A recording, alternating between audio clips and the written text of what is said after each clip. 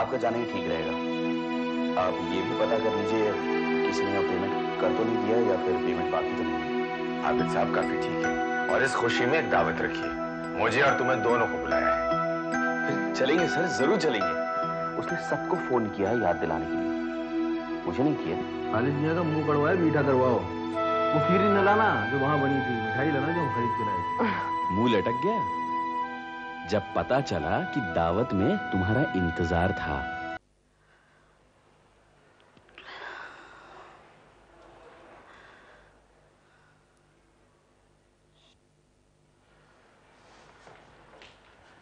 अभी मैं चलता हूँ।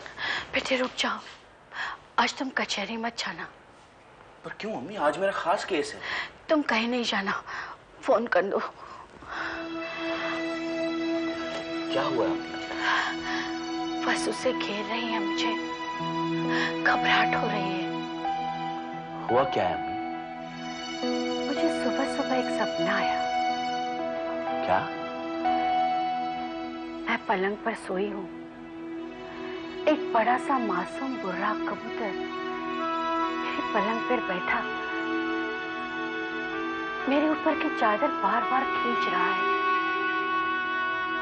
मैं उठ बैठी। पहले तो वो मुझे देखता रहा और जैसे मैंने सर पर दुपट्टा लिया, अपनी चोंच से मेरा दुपट्टा खींचकर उड़ गया, जैसे मुझे बुलाकर चला गया।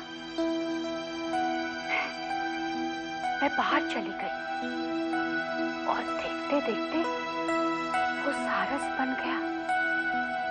इतना बड़ा, पीली चोंच, हरे पांव, लंबी सी दाढ़ी। मैं उसे देखती रही। पहले तो मुझे वो दिखाई दे रहा था, मगर जैसे वो चांद के सामने आया, वो गायब हो गया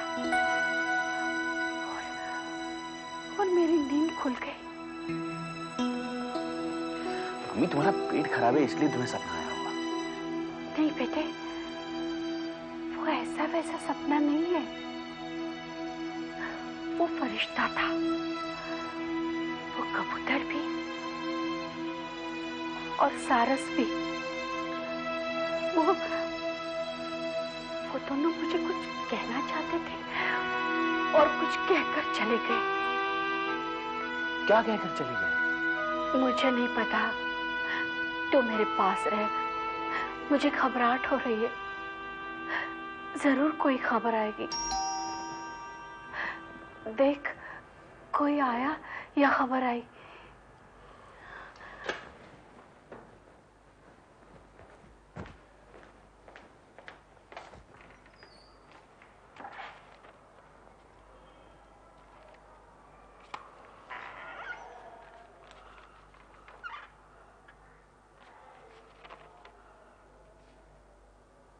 खबर आ गई अम्मी।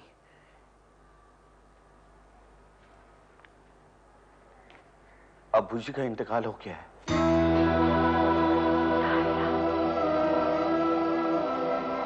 दरगाह वालों ने खबर भेजी है कि उन्हें वही दफना दिया है, उनकी वही आखिरी ख्वाहिश थी।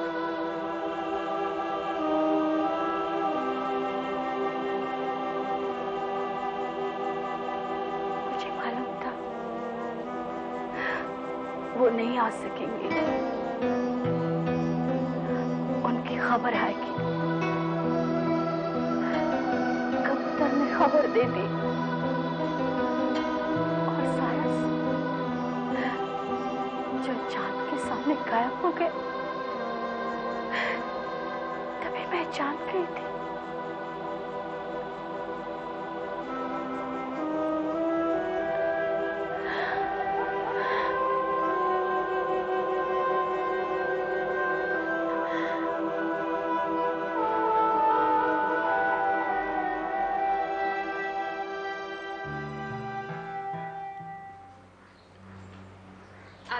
जी तेरा बेटे।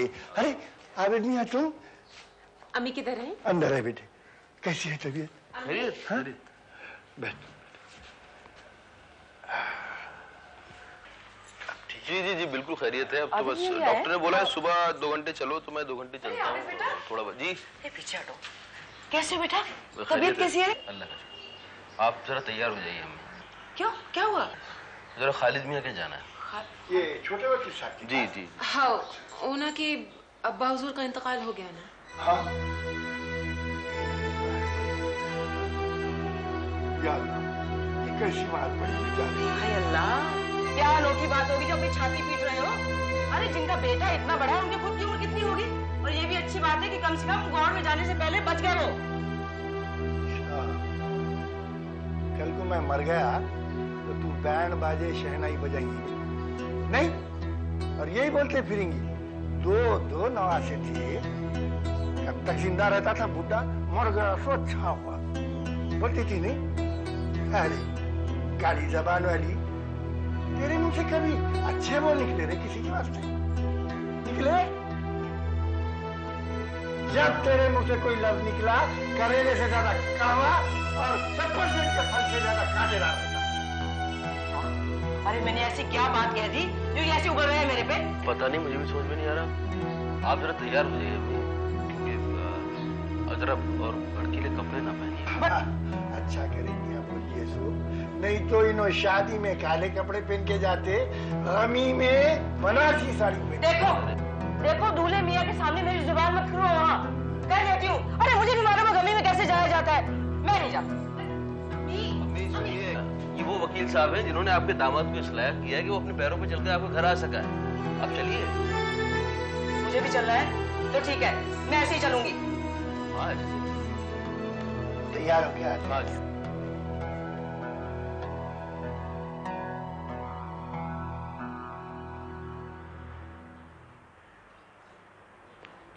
अस्सलाम वालेकुम। वालेकुम सलाम। नफीसा भी कैसी हैं आप? आप कैसे सरकार? सरकार ना कहा करो नफीसा भी, ये सरकार के तो हम मुखालिफ हैं। और आपने 2-4 बार इस तरह सरकार कहा तो समझो हम तो गए काम से। जी सरकार, गलती हो गई, माफ करते। पुरानी आदतें मुश्किल से जाती है। पढ़ाई कैसी चल रही है? अल्लाह का फजल है। अल्लाह के फजल से पढ़ाई थोड़ी होती है, पढ़ाई तो आदमी खुद करता है। अल्लाह मियाँ ने तो इंसान को हंसना और रोना सिखाया था, और वो दोनों भी ऐसे लगते हैं जैसे चीख रहा हो। फिर सलीके से रोना, सलीके से हंसना तो इंसान ने खुद सीखा है। क्षमा कहाँ है? कॉलेज गई हुई है, कुछ कहना है उनसे? नहीं, वो छोटे वकील साहब है ना खालिद मियाँ, उनके वालिद का इंतकाल हो गया है तो उस पुरसे के लिए जाना है। इन्ना लिल्लाहि व इन्ना इलैहि राजिऊन। बेचारे अल्लाह को प्यारे हो गए। अल्लाह को प्यारे होते तो जमीन पे ना भेजे जाते। आपने आदम हव्वा की कहानी पढ़ी है? तो ऐसे ना कहा करो कि अल्लाह को प्यारे हुए, कहा करो गुजर गए। जी।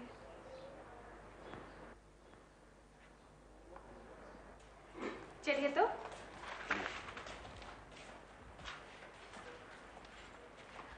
नफीसा। जी बेगम साहिबा। अरे शमा है तो खाना खिला देना और घर का ख्याल रखना। जी बेगम साहिबा।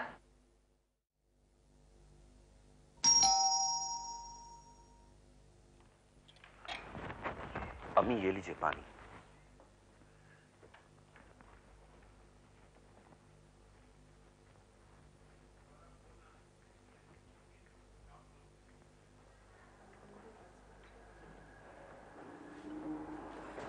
आइए। उनको लीजिए।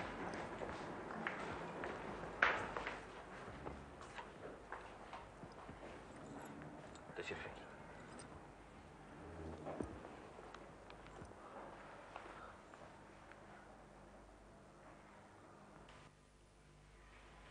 खालिद मियाँ, आपके वालिद साहब गुजर गए, बहुत अफसोस हुआ, मगर अल्लाह की करनी के आगे हम क्या कर सकते? बोलिए, मरना सबको है। आज वो, कल हमारी बारी है। अल्लाह आपको सब्र दे मियाँ, अल्लाह आपको सब्र दे। गौर साहब से आज ही पता चला, आपके वालिद इधर नहीं थे क्या? जी नहीं, वो खानकाही हो गए थे। बेंगलोर के बाहर एक दरगाह में रहते थे। वहीं उनका। इन लोगों को अम्मी से मिलवा दें, ज़ियारत कर लेंगे, फिर हम निकलेंगे। लेकिन आबिद साहब, मैं क्या कहकर मिलवा दूं? शमा का हवाला दे दूं? हवाला देने की कोई जरूरत नहीं है। क्या ना, दोस्त हैं आबिद, उनके घर से उनकी सास आई है। ठीक है, आइए।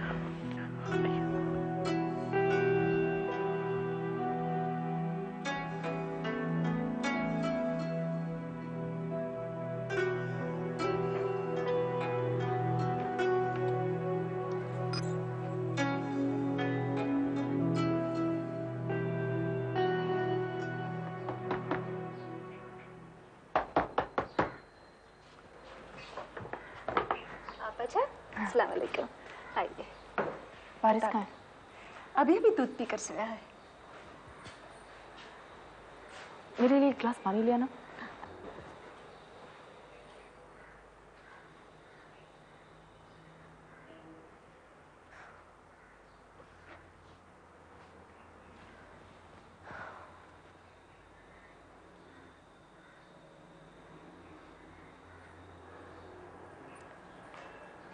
आप अच्छा?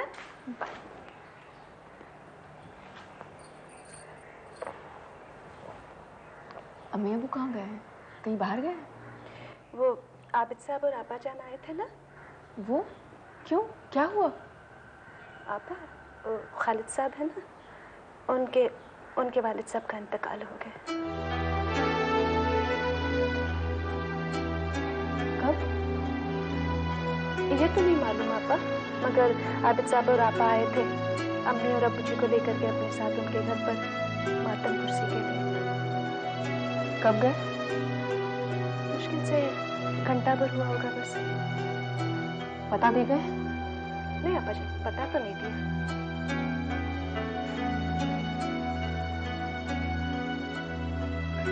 वो उनके यहाँ से चिट्ठी आई थी दावत वाले दिन, वो कहाँ रखी है? दराज में रखी हुई है। अच्छा, तुम स्कूटर ले आना, मुझे जाना है। जी जी, अभी।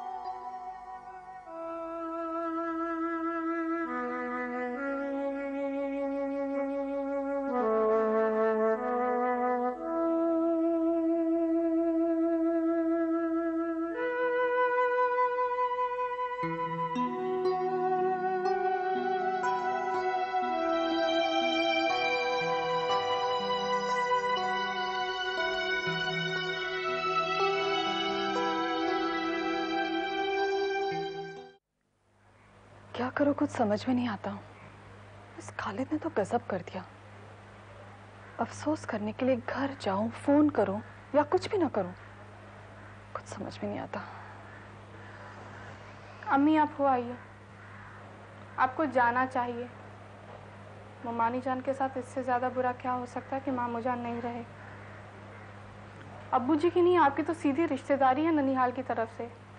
लेकिन तुम्हारे साथ जो हुआ उसके बाद कैसे जाऊं? मेरे साथ जो हुआ वो मैंने किया, किसी और ने नहीं किया। मैं खुद रिश्ता तोड़ के आई, रोके नहीं आई। इसलिए आप अपनी फिक्र कीजिए। आपका तार उनसे जुड़ा हुआ है। जब से मौत की खबर सुनी है, ना पूरी तरह खा रही हैं ना सो रही हैं। मैं उसी तरफ से होकर जा रही हूँ, आपको छोड़ती जाऊंगी और लेती आऊंगी। आप नॉर्मल हो जाएंगी अम्मी जी। और तू? मैं नॉर्मल हो रही हूँ, खाली जब कोर्ट जाने लगा इसलिए ना आपका सामना होगा ना मेरा। तुझे कैसे पता? मोहसिन का फोन आता रहता है, उसी ने बताया, मेरा हाल पूछता रहता है। उसने कहा कि क्योंकि मौत बैंगलोर में हुई है इसलिए यहाँ पर कोई रस्म नहीं होगी और खालिद भी कोर्ट जाता है। आप कपड़े बदल कर आइए।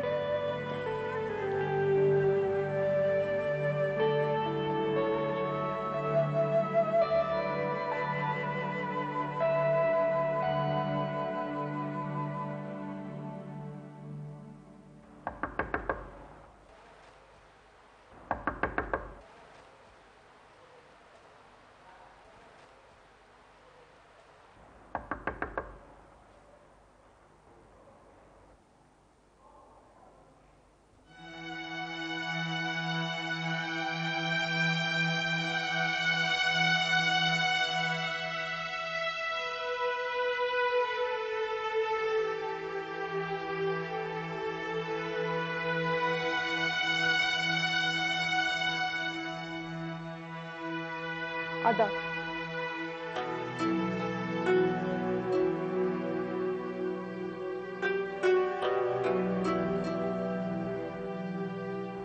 क्या सोच रही थी? मुझे अल्लाह की माफ मिल गई। कैसी बातें करती हैं? आपने क्या किया है? मैं किसी को मुंह दिखाने के काबिल नहीं रही। न घर वाले ने कहीं का रखा, न बेटे ने। मैं किसको क्या जवाब दूं, क्या बताऊं? सब्र करो, जो होना था हो चुका। हमारी बिटिया ने भी अपना मन समझा लिया है और हमने भी। पर मैं कैसे समझाऊं? मेरा घरवाला और मेरा बेटा दोनों एक जैसे निकले। औरत को सबसे बड़ी गाली होती है कि तेरा मर्द चौकी बन जाए। मेरा मर्द तो मुझे छोड़कर चौकी बन गया था और बेटे के लिए कहते हैं माँ मरी बेटे को और बेटा मरा काली सरवली को।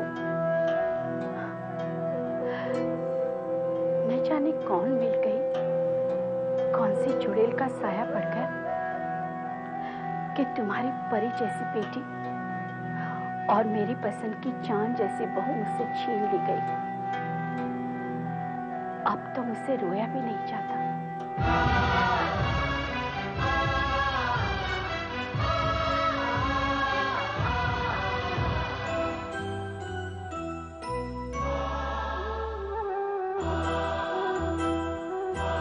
मैंने जब बंद ज़बां खोली, जो लोग